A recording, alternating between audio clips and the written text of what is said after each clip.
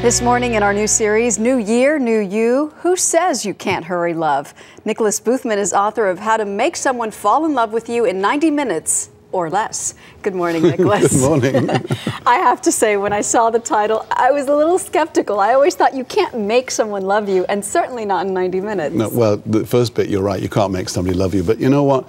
The quest for true love is not really about getting a date, it's about finding the right person. And this book defines, and for everybody out there who's done it, they know that when they find the right person, it doesn't take 90 minutes. Oh, okay. Oh, it's absolutely not. You can sow the seeds of love very, very quickly. It's like you had me at hello. You kind of know instantly. Absolutely. You know, the thing is, most people don't get out and meet enough people. So the book goes into that, you know. Look, here's the thing. Opportunity never knocks. You have to go out and find it. That's so true. Absolutely. And the first thing that you say, which I love, is find your matched opposite. Would you explain what a matched opposite is? We looked at almost 2,000 people who've been crazy about each other for more than 20 years to write this book. Turns out that they're matched opposites. It's a blend of like attracts like and opposites attract. You have to like each other, so you have to share values and motivations, but you have to be opposite in your personality traits. Because what we found was, because as everybody knows, falling in love and staying in love are completely separate things, but what we found is that in each person, there is one key feeling that needs to be validated. And there are only 4 key feelings. So when you can find out what the key feeling is, and you can do it with 2 simple questions, that person has to make you feel that way. And so let's say, for example, that you're socially outgoing and more rational than emotional. Okay.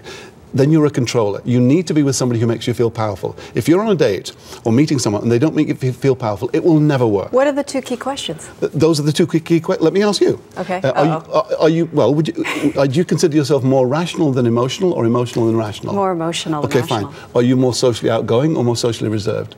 Ooh.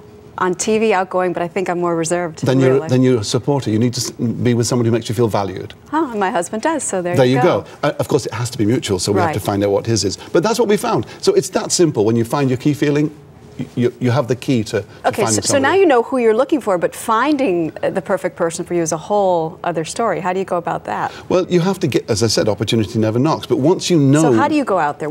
How do you recommend we socialize in? You have to do active socializing. You have to get out. There's a socializing action plan in the book. Find things that you enjoy doing. Get out and start mixing with people.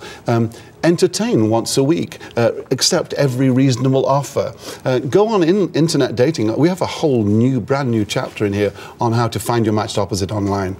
Online it's much easier because you're focused, you know what you're looking for. And lastly, you say put emotional intimacy kind of on the fast track. How do you speed that up? Well, okay, so you've found the person. This is when you sow the seeds of love in 90 minutes or less. It's simple. You do it with words, you do it through conversation. So you have to have a date, you have to go to the right place for a date, which is not a restaurant where you're watching each other shoving food in your mouth and one of you goes to the toilet. What is it, like a park? Something that the other person will feel safe and find interesting. There are 4 criteria for a date, but it's simple. And it has to be memorable, because it has to build romance in early on in the thing. But you do it through something called low, medium, and high-risk self-disclosure, mutually. I tell you something about myself which may be low risk, which is just something interesting, and you have to give it back to me. There are ways of encouraging. Then we move on to medium risk. I tell you something about myself, maybe a dream or something, whatever, and you give it back to me. We actually get a mutual enthusiasm going.